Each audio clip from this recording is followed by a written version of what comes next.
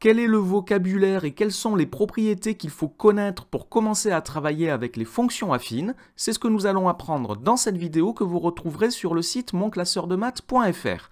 Et nous commençons tout de suite par la définition. Nous avons besoin de deux nombres réels, petit a et petit b, et nous définissons la fonction affine par la fonction qui, à tout nombre réel x, associe le nombre ax plus b, est une fonction affine.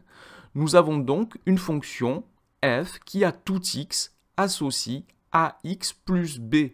On peut noter la fonction f qui est définie par f de x égale ax plus b. Nous avons donc a qui est un nombre multiplié par x plus b qui est un deuxième nombre. Alors on va tout de suite donner des exemples d'expressions qui définissent des fonctions affines.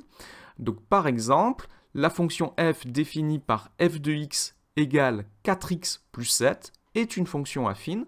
Dans cette fonction, le nombre a vaut 4 et le nombre b vaut 7. 4x plus 7. Un deuxième exemple, la fonction g qui est définie par moins 3x plus 1 est une fonction affine également. Dans cette fonction, a vaut moins 3 puisque j'ai moins 3 fois x et b vaut 1 puisque j'ai plus 1. Un autre exemple, la fonction h qui est définie par h de x égale moins x moins 2 est également une fonction affine. Ici, le a vaut moins 1, puisque moins x, c'est moins 1 fois x, et b vaut moins 2, puisque nous avons moins x moins 2. Enfin, la fonction i définie par i de x égale 3 plus 5x. Alors attention, ici, j'ai inversé l'ordre des termes. Ici, a vaut 5, puisque j'ai 5 fois x, et b vaut 3. Ce que j'ai écrit, c'est équivalent à 5x plus 3. Nous avons ici donc des exemples de fonctions, de définition de fonctions qui sont des fonctions affines. Alors il y a des cas particuliers qu'il faut vraiment connaître. Le premier cas particulier, c'est lorsque le nombre b est nul. Lorsque b vaut 0, on dit que la fonction est une fonction linéaire. Et dans ce cas, la définition de la fonction est f de x égale ax. On n'écrit pas bien sûr le plus 0. On a donc la fonction f qui à tout x associe ax. Alors là encore, on va regarder des exemples de fonctions linéaires. Par exemple, la fonction f définie par 4x est une fonction linéaire. Le a vaut 4. La fonction g définie par g de x égale moins 3x est une fonction linéaire dans laquelle a vaut moins 3. La fonction h définie par h de x égale moins 1 demi de x est aussi une fonction linéaire. A vaut moins 1 demi, et la fonction i définie par i de x égale 5x est aussi une fonction linéaire. A ici vaut 5. Voici donc 4 exemples de fonctions linéaires. Alors il y a un autre cas particulier qu'il faut connaître, c'est le cas où le petit a vaut 0, le nombre a est nul. Lorsque a est nul, cette fonction affine est une fonction constante.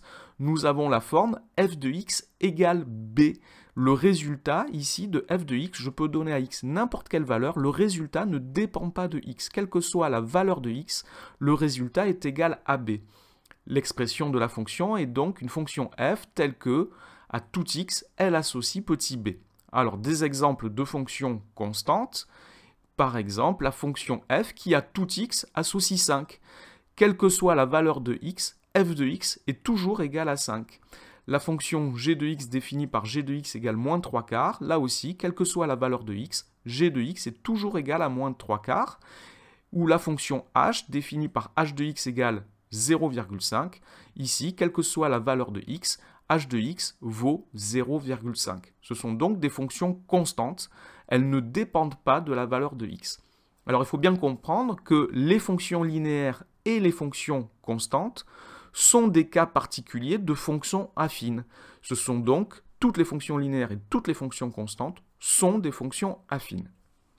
Alors maintenant, nous allons nous intéresser à la représentation graphique des fonctions affines. Une fonction affine est toujours représentée par une droite. La représentation graphique d'une fonction affine dans un repère est une droite. Par exemple, ici, je trace la droite D1 qui est la représentation graphique de la fonction affine qui à tout x associe moins 2x plus 1. Moins 2x plus 1, c'est bien une fonction, c'est bien la définition d'une fonction affine. Le a vaut moins 2, le b vaut 1. Et j'ai donc sa représentation graphique qui est une droite. Alors il y a des cas particuliers. Nous revenons aux deux cas particuliers. D'abord la fonction linéaire. La représentation graphique d'une fonction linéaire est une droite qui passe par l'origine. Je vous rappelle que l'origine du repère, c'est le point d'intersection des deux axes. Alors par exemple, je vais tracer la représentation graphique de la fonction linéaire qui à tout x associe 1/3 de x. Donc ici, j'ai la représentation graphique d'une fonction linéaire, elle passe par l'origine, le point de coordonnées 0, 0.